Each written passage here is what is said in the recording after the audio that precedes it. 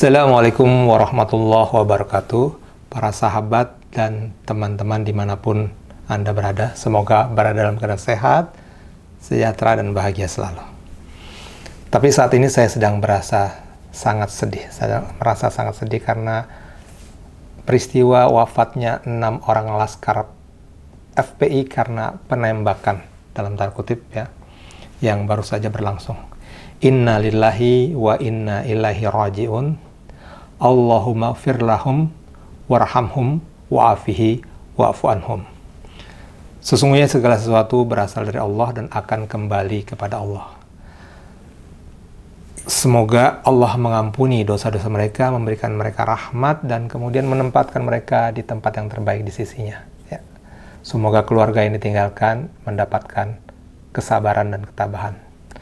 Dan juga semoga kasus ini bisa di-clearkan.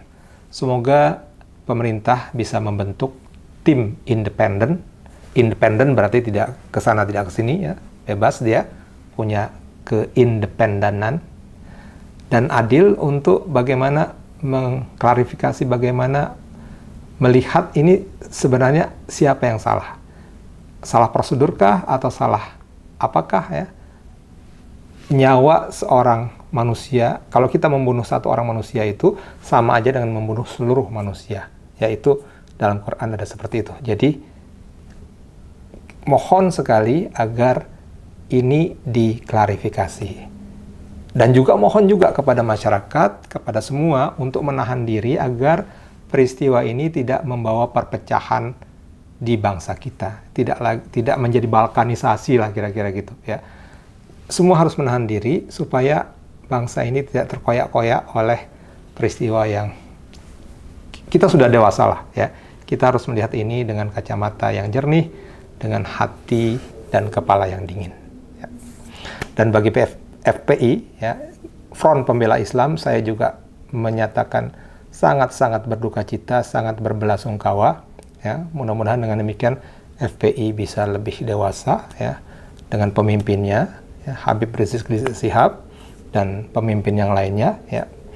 Dan sesungguhnya saya sangat merindukan FPI yang muncul, yang terkenal, yang maju ke depan sebagai pionir dari aksi-aksi sosial yang sangat membantu masyarakat. Bahkan bukan hanya masyarakat muslim, bukan hanya Islam, bukannya membela Islam. Ya, seperti kita ketahui misalnya di tsunami Aceh dulu ya, itu FPI, laskar FPI atau anggota FPI itu berada di garis depan ya, yang berani untuk mencari, mengambil mayat korban tsunami yang sudah busuk, kemudian menguburkannya, memakamkannya secara Islam, karena masyarakat Aceh itu kebanyakan Islam tentu saja ya. Itu hanya FPI ya, luar biasa ya. Semua salut dengan itu. Dan FPI ada di tempat-tempat bencana dan ada di tempat-tempat kerusuhan. Itu adalah aksi FPI yang kita kenal pada saat itu. Ya. Dan pada saat Ramadan, ya, juga menegakkan keadilan, ya, menegakkan syariat lah, katakan gitu ya, di mana tempat-tempat maksiat ya, yang masih buka di bulan Ramadan itu bisa ditutup oleh FPI. Ya. Terlepas dari pro kontra, artinya ada orang juga yang nggak suka ya. Kalau ini kok kayak gini gitu ya, kok keras banget. Padahal memang ada yang harus didakwahi secara keras, ada yang secara lembut, ada yang secara sedang-sedang saja ya, tapi itu gaya dari seseorang berdakwah ya. Nah, akan tapi kemudian sebenarnya saat ini ada kesempatan bagi FPI untuk menunjukkan lagi citra diri awalnya dulu yang menjadi sangat dicintai oleh masyarakat. Yaitu pada saat ini kita punya musuh bersama sebenarnya. Bukan hanya musuh orang kaya, tapi juga orang menengah dan orang yang ekonominya bawah. Ya. Dia tidak menyerang hanya satu etnis tertentu atau agama tertentu, tapi semuanya. Ya. Dia tidak, bahkan bukan hanya Indonesia, seluruh dunia. Ini sedang menghadapi musuh bersama yang namanya adalah COVID-19, COVID-19, virus yang belum ada obatnya, belum ada vaksinnya, belum ketemu. Ya. Nah, sebenarnya ini bisa diambil alih bukan diambil alih ya, bersama-sama ya, FPI menjadi yang terdepan juga dalam menerapkan protokol kesehatan bagi masyarakat.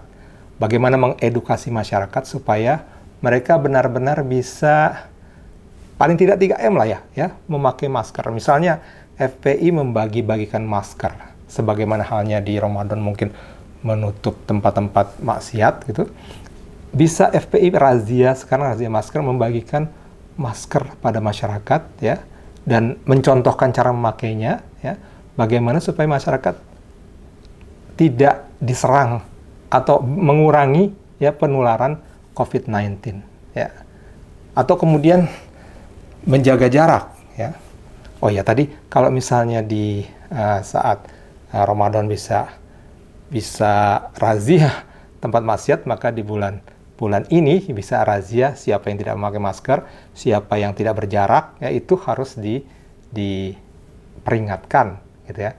Atau FPI membuat acara-acara yang benar-benar menjadi contoh bagaimana caranya melaksanakan acara di new normal, yang sangat menjaga protokol kesehatan untuk mencegah penularan COVID gitu ya. Jaga jaraknya, atau kemudian dibuat tenggang waktunya, terus kemudian mungkin makanannya seperti apa dan seterusnya ya, itu bisa menjadi contoh bagi masyarakat ya. Atau kemudian sebagaimana halnya hanya FPI yang berani untuk mengangkut mayat-mayat busuk di tsunami Aceh, maka demikian juga sebenarnya sekarang ada satu kesalahpahaman bahwa orang-orang yang COVID-19 atau penderita COVID-19 itu dijauhi, ya, bahkan keluarganya dijauhi. Bahkan yang sudah sembuh, sudah pernah COVID tapi sembuh juga masih dijauhi. Nah, ini satu kesempatan bagaimana FPI membantu mereka, misalnya mengantarkan mereka ke rumah sakit, mengantarkan mereka untuk isolasi di Wisma Atlet, ya, atau kemudian menjaga orang-orang keluarganya yang sudah sembuh atau yang ditinggal di rumah untuk diberikan makanan, diberikan asupan, diberikan vitamin dan seterusnya ya. Dan memberikan edukasi pada masyarakat bahwa sesungguhnya menghadapi COVID ini itu protokolnya sudah ada, sudah jelas, dan itu harus diterapkan ya. Nah, kalau seperti itu insya Allah FPI kembali dilihat orang ya, dan mudah-mudahan itu juga bukan hanya dilihat orang tapi dicatat oleh malaikat sebagai benar-benar front pembela Islam.